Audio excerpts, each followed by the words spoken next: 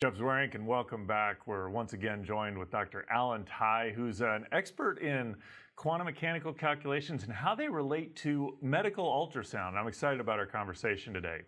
Alan, it's good to have you here again. Yes, it's an honor to be here to talking with not only you, but other scientists. Right.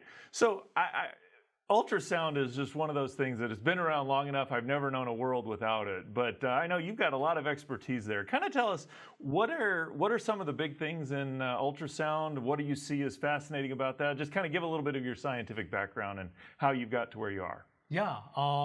My doctoral research is in quantum wave research. Okay. And but I end up working in medical ultrasound field for more than 30 years. Yeah.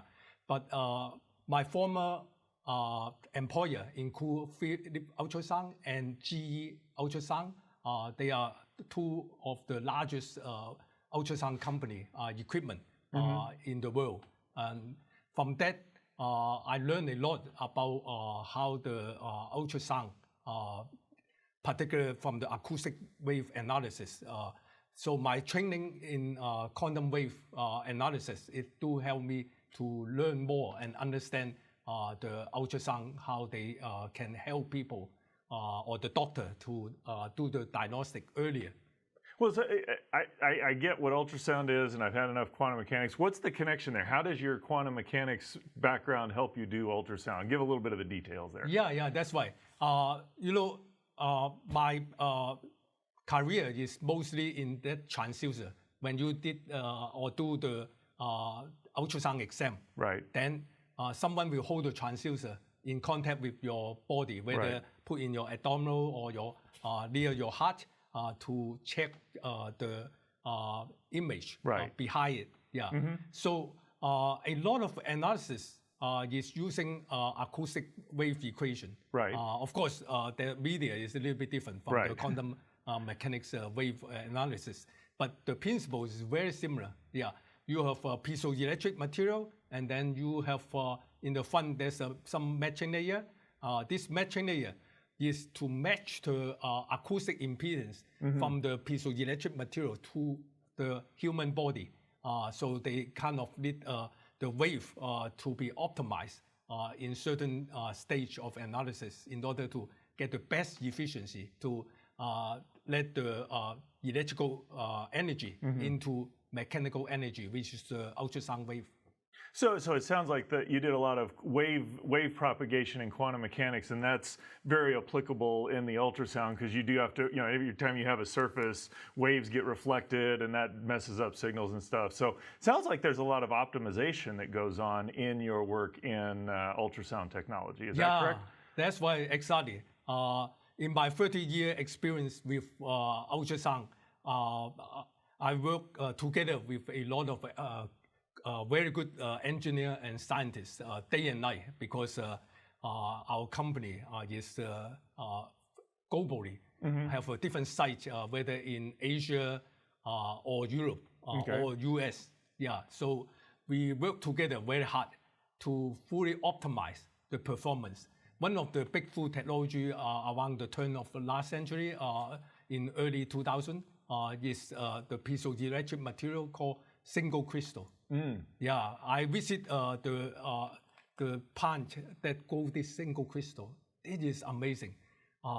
Inside the furnace, the environment, the temperature had to control very precisely, and in order to grow the single crystal, which can give the best efficiency of converting the electrical signal into ultrasound energy or ultrasound wave, they had to be put in the furnace with the crucible. The material is platinum, very expensive material, and put in 1,200 for at least 3 weeks, and then cool down in 1 week or more, so that they can grow the very best material that generate the ultrasound. In that case, it fully optimized the performance of ultrasound transducer. That's why you can see such a new image coming out because of the performance. Not only the piezoelectric material, but also the process, the computation, the system all this work together. So to generate the latest technology called 4D ultrasound. Right. That means you can see, for example, the fetus inside the mother's womb before they born, whether they look like a father or mother, or are they happy, laughing, or sucking the finger. All this technology is because of optimization of hard working of the engineer and scientists working globally.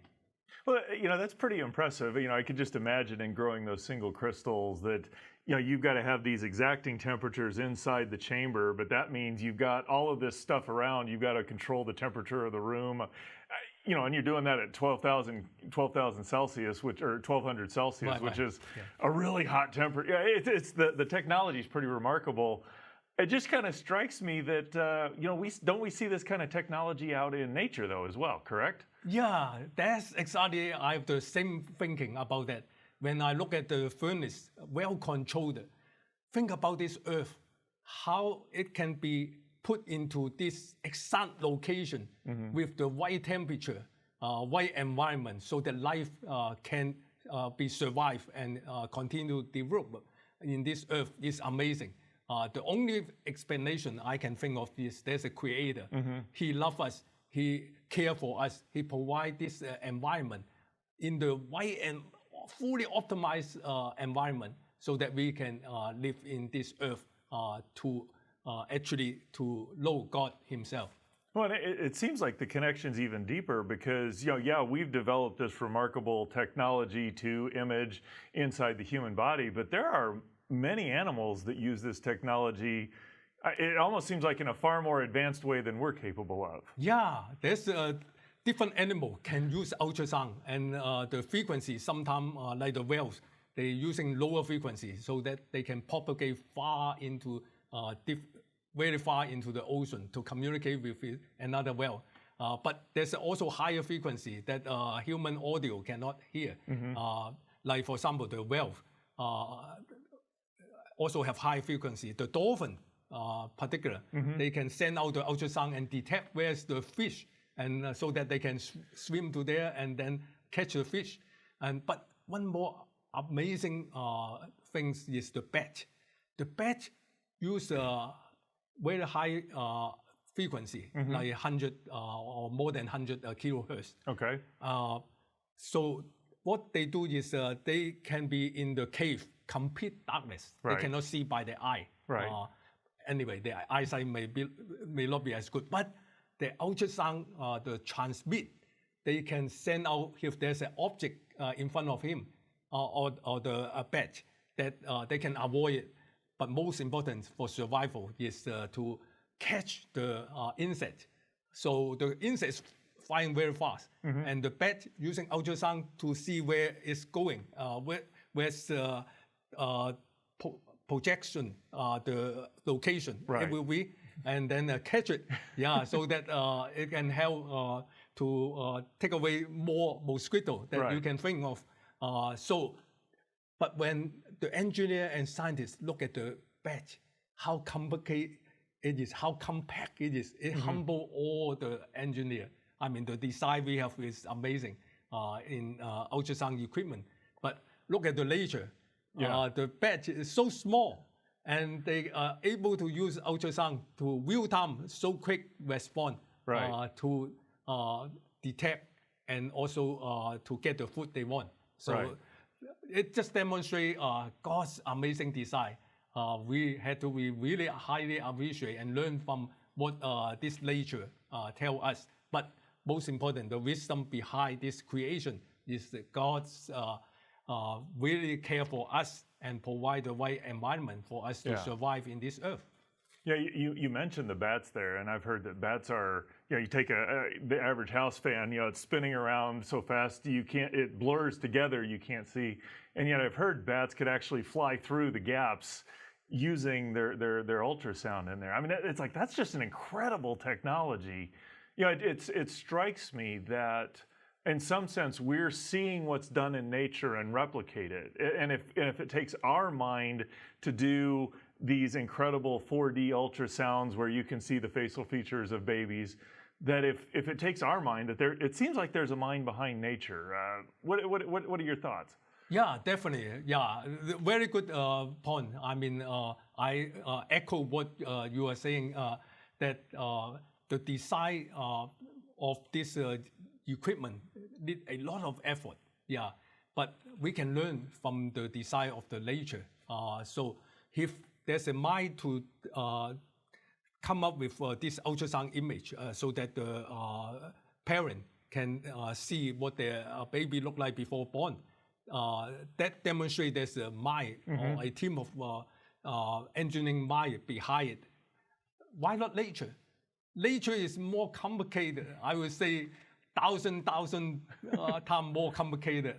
But the design is so amazing. So that we, as engineers and scientists, should be humble to recognize that this mind is the creator. And he tells us through the scripture, because the book of scripture and the book of nature are harmony, because it is the same Alpha, God. Yeah. Well, thank you very much, Alan. I appreciate it. I really do hope you enjoyed our visiting scholar talking about just the incredible things of ultrasound, not only what we can do, but how it points to a creator behind this universe that wants to know us.